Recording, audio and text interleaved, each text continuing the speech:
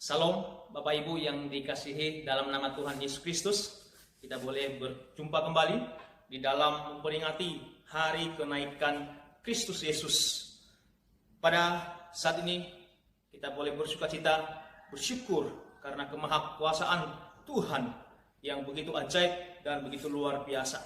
Di dalam ibadah kenaikan Yesus Kristus yang kita peringati pada hari ini, supaya kita semakin kuat diteguhkan dalam iman, pengharapan, dan kasih kepada Yesus Kristus. Bapak Ibu, sebelum kita mendengarkan firman Tuhan, mari kita berdoa terlebih dahulu. Bapa, kami bersyukur kepadamu Tuhan, dalam pertolongan anugerah Allah, Tuhan telah memberkati kami. Dan pada hari ini kami boleh memperingati kembali kenaikan Yesus Kristus ke surga untuk menyediakan tempat dan perantara bagi kami orang percaya. Bapa, dalam namamu kami berdoa, biarlah Engkau yang memimpin kami saat ini. Kiranya Tuhan memenuhi hidup kami dengan kuasa Roh Kudus, supaya kami boleh memahami, mengerti kebenaran firman Tuhan yang akan kami dengar. Dan biarlah kasih-Mu yang akan memimpin kami dengan pertolongan hikmat, kepandaian yang datang daripada Allah, sehingga kami boleh mendengarkan firman Tuhan dan boleh menjadi berkat, dan kami bertumbuh dalam iman, pengharapan kepada Yesus Kristus, sehingga kami senantiasa memuliakan Engkau Tuhan dimanapun kami berada. Berkati seluruh jemaat Tuhan yang mendengarkan firman ini. Kiranya Tuhan yang melawat dalam kuasa Allah, sehingga jemaat Tuhan boleh dikuatkan dalam iman dan mereka bertumbuh untuk melakukan kebenaran firman Allah. Kami bersyukur, berkati hamba-Mu dan kami semua yang akan mendengarkan. Di dalam nama Tuhan kami Yesus Kristus kami berdoa, haleluya. Amin. Bapak Ibu yang dikasihi oleh Tuhan Yesus Kristus, bahwa kenaikan Yesus Kristus yang kita peringati sebagai hari besar agama Kristen merupakan suatu peristiwa penting dan bagian yang tidak bisa terpisahkan dari karya Yesus di dunia. Karya yaitu karya untuk menebus dosa manusia dan menyelamatkan serta memberikan kehidupan yang kekal bagi setiap orang yang percaya dan menerimanya. Percaya dalam namanya bahwa keselamatan hanya ada di dalam Dia. Maka pada hari ini Bapak Ibu yang dikasihi Tuhan Yesus Kristus, kita akan belajar makna daripada kenaikan Yesus. Sebelumnya kita akan membaca, merenungkan firman Tuhan di dalam kitab Lukas pasalnya yang ke-24 ayat 50 sampai yang ke-53. Lukas pasal 24 ayat 50 sampai yang ke-53, demikian firman Tuhan. Lalu Yesus membawa mereka keluar kota sampai dekat Betania. Di situ ia mengangkat tangannya dan memberkati mereka. Dan ketika ia sedang memberkati mereka, ia berpisah dari mereka dan terangkat ke sorga. Mereka sujud menyembah kepadanya, lalu mereka pulang ke Yerusalem dengan sukacita. Mereka senantiasa berada di dalam bait Allah dan memuliakan Allah. Bapak Ibu yang dikasihi anak Tuhan Yesus Kristus, ini adalah sebuah kisah peristiwa di mana Yesus naik ke surga. Dalam proses atau peristiwa Yesus naik ke surga, Bapak Ibu, ini tidak hanya sebatas cerita, tetapi disaksikan langsung oleh para murid pada waktu itu. Mereka datang ke Betania oleh karena Yesus menyuruh mereka, karena di sana ia akan terangkat. Yesus terangkat ke surga, Bapak Ibu, disaksikan oleh murid-muridnya. Ini membuktikan bahwa kenaikan Yesus Kristus bukan hanya sebatas isapan jempol atau hanya cerita dongeng, tetapi ada saksi. Bukan hanya 1-2 orang, tetapi semua murid rasul pada waktu itu, terkecuali Yudas yang mengkhianatinya. Maka hari ini kita akan melihat, kita akan belajar Bapak Ibu, apa yang menjadi makna, tujuan dari kenaikan Yesus ke sorga. Yang pertama Bapak Ibu, bahwa makna daripada kenaikan Yesus ke surga adalah yang pertama, menyatakan karyanya sudah genap dan sempurna. Ya. Karyanya selama ada di dunia ini genap dan sempurna. Final, tidak terbatas, dan tidak bisa ditolak. Nah, misi Yesus inkarnasi menjadi manusia adalah untuk menyelamatkan manusia yang berdosa yang percaya dalam namanya. Karya ini Bapak Ibu dimulai dari nubuatan Allah, di mana ketika Adam dan Hawa jatuh di dalam dosa, Allah sudah menubuatkan bahwa akan lahir seorang keturunan yang akan meremukkan kepala daripada ular yang sudah menyesatkan Adam dan Hawa. Yang dimaksud adalah kuasa maut atau kuasa iblis. Karya keselamatan dimulai dari nubuatan tentang kelahirannya. Dan dalam waktu yang lama dan tiba saatnya inkarnasi Yesus. Ia datang ke dunia, ia mengambil rupa manusia. Ia lahir, ia menjadi manusia yang sempurna. Kemudian Bapak Ibu, dalam kehidupannya, selama ia hidup Bapak Ibu, ketika ia sudah dibaptis dan ia masuk dalam pelayanannya, sebelumnya ia puasa selama 40 hari, kemudian ia pelayanan selama 3 tahun lebih. Dan di dalam pelayanan ini Bapak Ibu, Yesus memberitakan kebenaran, Yesus memberitakan firman, Yesus memberitakan kabar baik. Ya, ia menghibur hati yang susah, ia menyembuhkan yang sakit, mujizat ia lakukan di mana-mana untuk membuktikan bahwa ia adalah Allah, ia adalah yang berkuasa. Saudara, selain itu juga dalam karyanya adalah dalam proses kematiannya. Ya. Bapak Ibu, kematian Yesus Kristus, ia disiksa dan disalibkan, mati. Ini adalah karyanya yang harus dilalui, proses yang harus dilalui di dalam menebus dosa-dosa manusia. Tetapi karena ia adalah Allah, pada hari yang ketiga ia dibangkitkan oleh Allah Bapa, sehingga ia menampakkan diri kepada para murid beberapa kali dalam waktu yang berbeda dan tempat yang berbeda. Ia hadir di tengah-tengah murid-murid dan membuktikan bahwa ruang tempat tidak bisa membatasi Yesus. Dan setelah 40 hari dari kebangkitannya, maka karyanya yaitu naik ke surga. Semua peristiwa ini Bapak Ibu sudah digenapi. Mulai dari proses kelahirannya yang sudah dibuatkan sampai pada kematian kebangkitannya dan termasuk untuk dia naik ke surga sudah digenapi dan sempurna. Artinya bahwa tidak ada dan tidak dapat dibatalkan. Inilah makna kenaikan Yesus Kristus. Ia membuktikan bahwa apa karyanya yang dia lakukan sudah digenapi. Yesus naik ke surga Bapak Ibu, membuktikan tentang perkataannya ketika ia berfirman di dalam Yohanes pasal 8 ayatnya yang ke-23. Demikian firman Tuhan. Yohanes pasal 8 ayatnya yang ke-23. Firman Tuhan berkata, lalu ia berkata kepada mereka, kamu berasal dari bawah, aku dari atas. Kamu dari dunia, aku bukan dari dunia. Dengan Yesus naik ke surga, ini membuktikan bahwa Yesus berasal dari surga. Dunia bukan tempatnya. Ia datang ke dunia adalah hanya untuk melaksanakan karyanya di dalam mengasihi manusia yang berdosa. Dan proses itulah yang harus dilalui. Manusia tidak bisa melalui. Yesus telah menjadi manusia sebagai bukti kehadiran Allah dan kasih Allah kepada manusia. Yesus telah menjadi domba Allah yang menghapus dosa manusia melalui darahnya.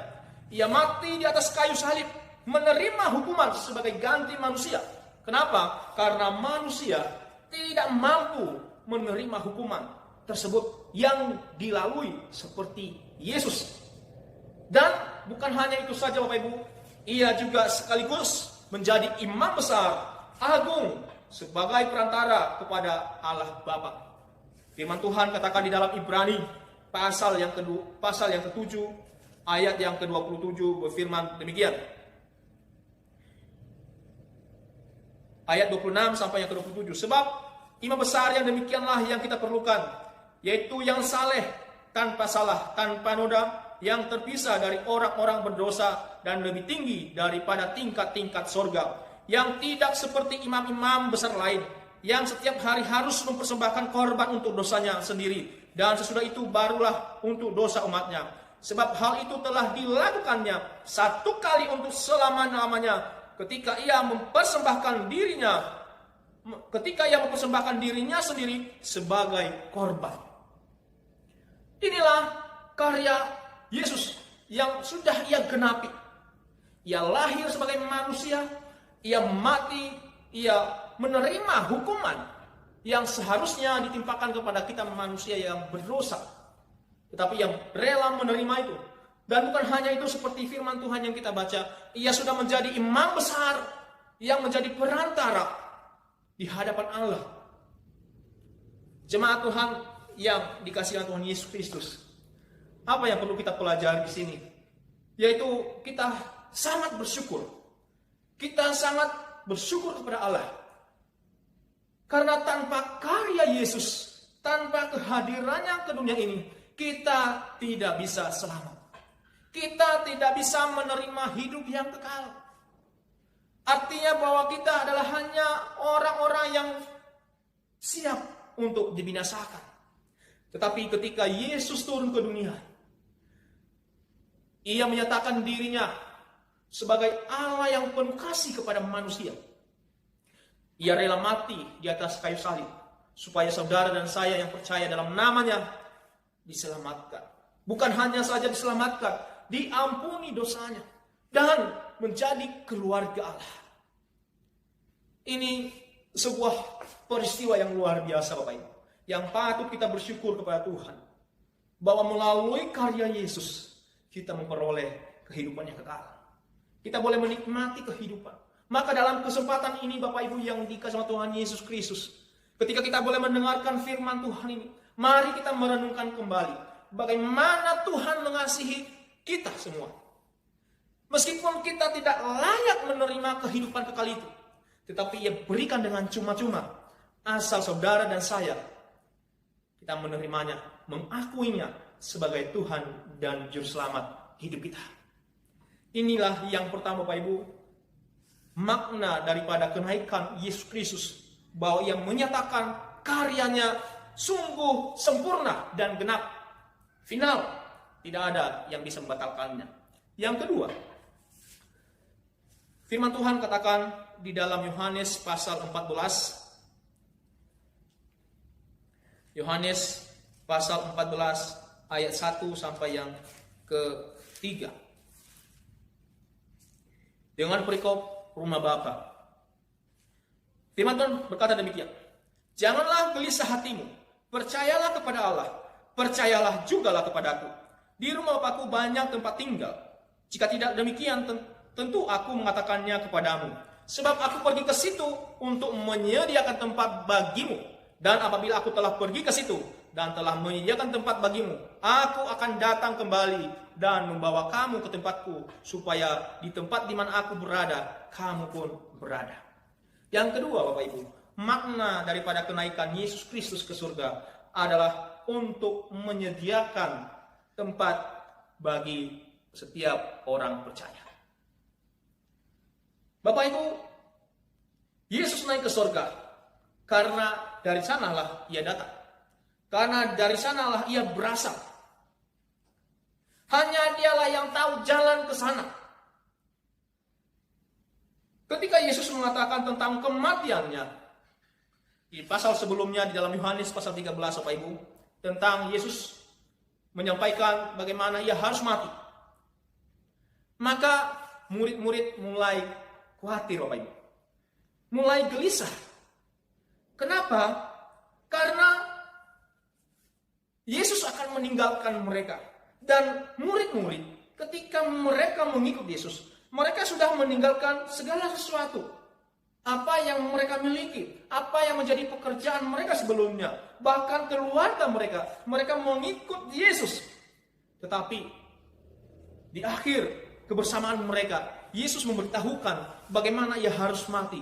Bukan mati dengan biasa, ia mati dibunuh, disiksa, disalibkan. Sehingga inilah yang membuat para murid gelisah, kecewa, khawatir tentang masa depan. Kenapa Bapak Ibu? Karena mereka sudah meninggalkan segala sesuatu.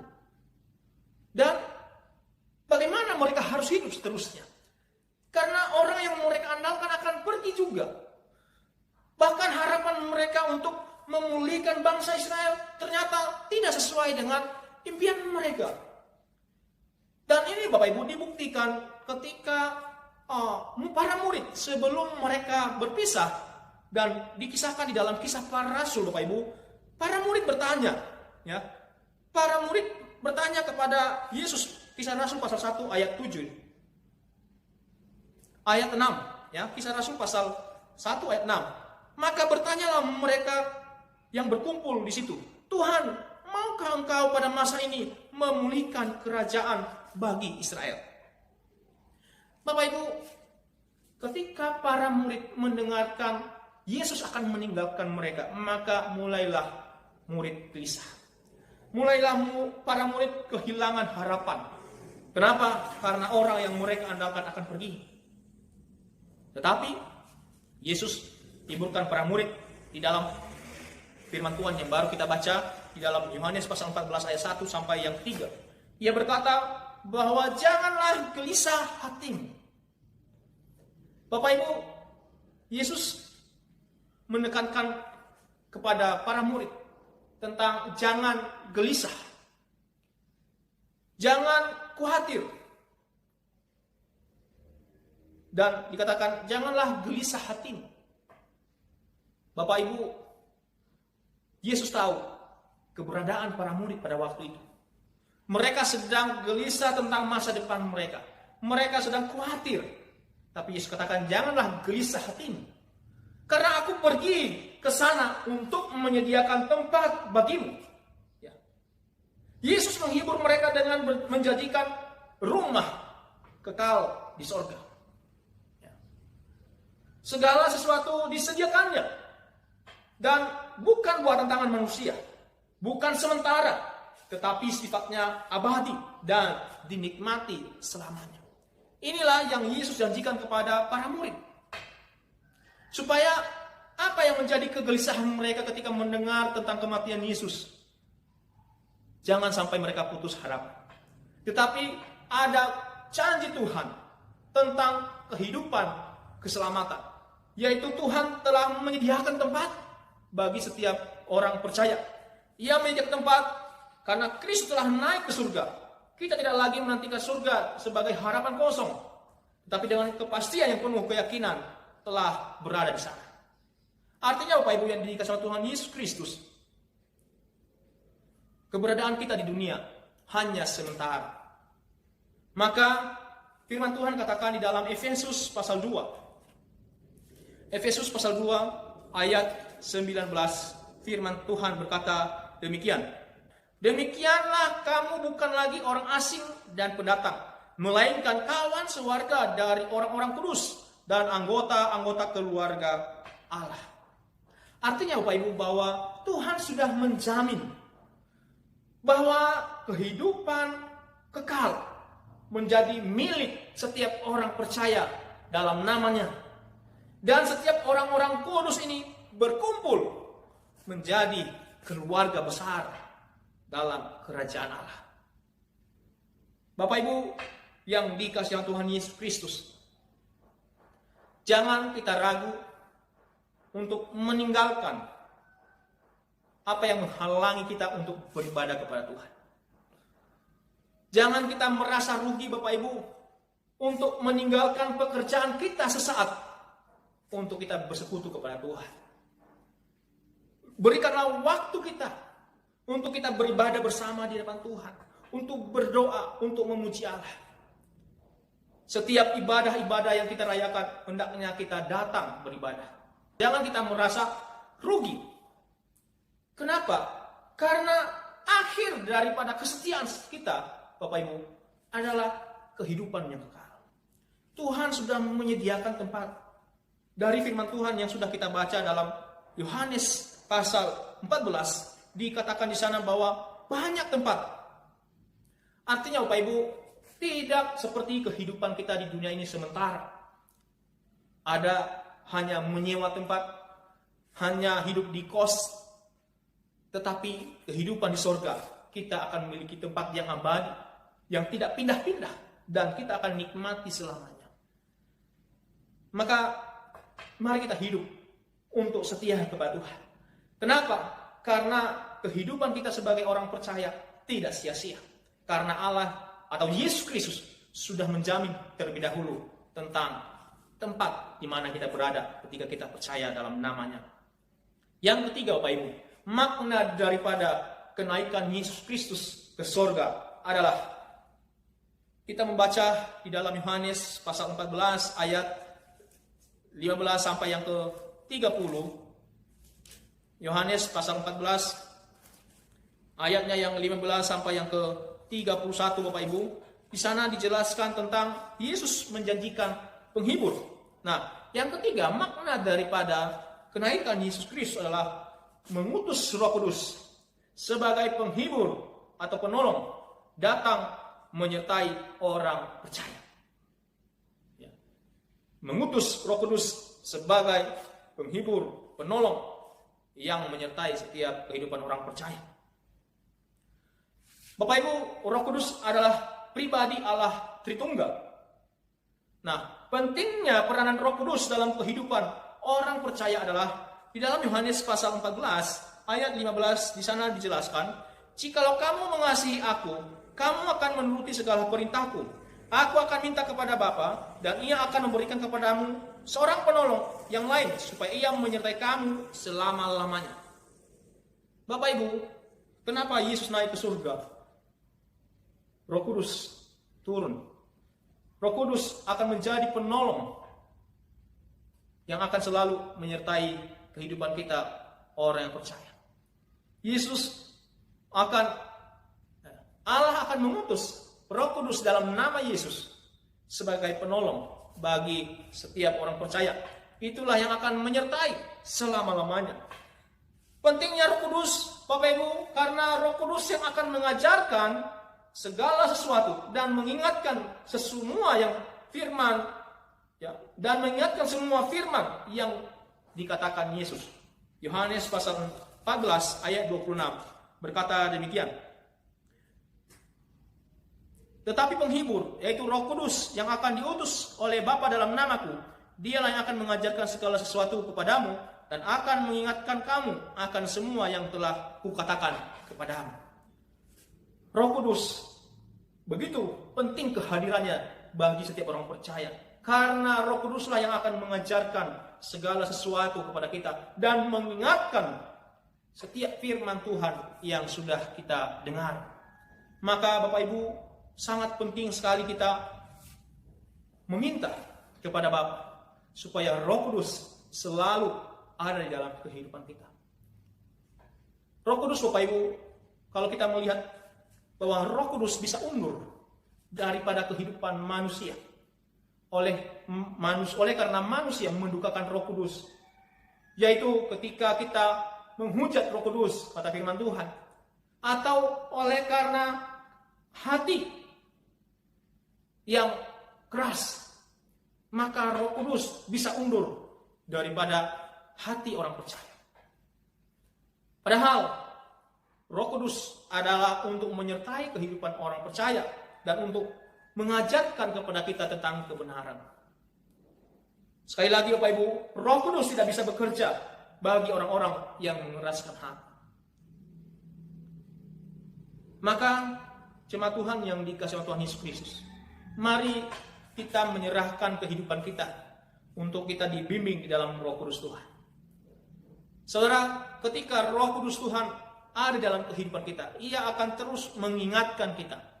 Ia akan mengingatkan kita untuk membaca firman Tuhan, untuk merenungkan firman Tuhan, untuk bersekutu, berdoa kepada Tuhan. Tetapi ketika Roh Kudus undur daripada seseorang, melakukan kesalahan pun, melakukannya seperti biasa, melakukan tanpa bersalah. Kenapa? Karena Roh Kudus sudah undur dalam kehidupan orang tersebut. Maka jangan biarkan Roh Kudus, Bapak Ibu, undur dari dalam kehidupan kita. Tetapi biarlah Roh Kudus itu hidup dalam kehidupan kita untuk kita disertai dan diingatkan tentang kebenaran-kebenaran firman Tuhan yang sudah kita dengar. 3 hal ini, Bapak Ibu, yang bisa saya bagikan kepada kita. Akhirnya, apa yang kita dapatkan daripada kenaikan Yesus Kristus tersebut? Yang pertama, bahwa Ia menyatakan kemahakuasaan Allah, bahwa Yesus berasal dari surga, dan sekaligus memperlihatkan kepada orang percaya bahwa bagaimana yang naik ke surga, demikian juga pula Ia akan menjemput orang percaya. Dan juga sekaligus membuka pintu, membuka jalan kepada orang yang berdosa, yang sudah diampuni dosanya, untuk memasuki kerajaan Allah. Yang kedua, Kristus yang berada di surga, di hadapan Allah, menjadi pembela, menjadi perantara yang senantiasa juga berdoa bagi kita dan menyediakan tempat bagi kita setiap orang percaya. Dan yang ketiga, dengan iman kita akan melihat kuasa Kristus bekerja di antara kita yang percaya kepadanya. Kenapa? Karena melalui Roh Kudus kita boleh melihat mujizat-mujizat Allah. Kekhawatiran, kegelisahan, Bapak Ibu, tidak membuahkan hasil yang baik dalam kehidupan orang percaya. Jangan kita berharap mujizat terjadi ketika ada kekhawatiran dalam kehidupan kita.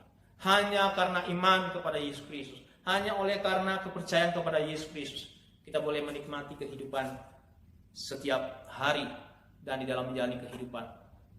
Bapak Ibu, demikian firman Tuhan yang sudah saya sampaikan kepada kita. Kiranya firman Tuhan ini boleh menjadi berkat bagi kita semua. Mari kita berdoa. Tuhan, kami bersyukur untuk firman Tuhan yang sudah kami dengar. Kiranya firman-Mu boleh menjadi berkat bagi kami. Ajar kami percaya Tuhan dalam memperingati kenaikan-Mu Bapa ke surga, supaya kami boleh melihat bahwa begitu besar kuasa Allah, begitu sempurna karya-Mu bagi kami, untuk kami boleh diselamatkan dari hukuman, supaya kami boleh menerima kehidupan yang kekal. Ajar kami supaya tetap setia kepada Tuhan, karena upah kami menjadi orang percaya kepada Yesus tidak sia-sia, tetapi sudah Tuhan siapkan tempat bagi kami.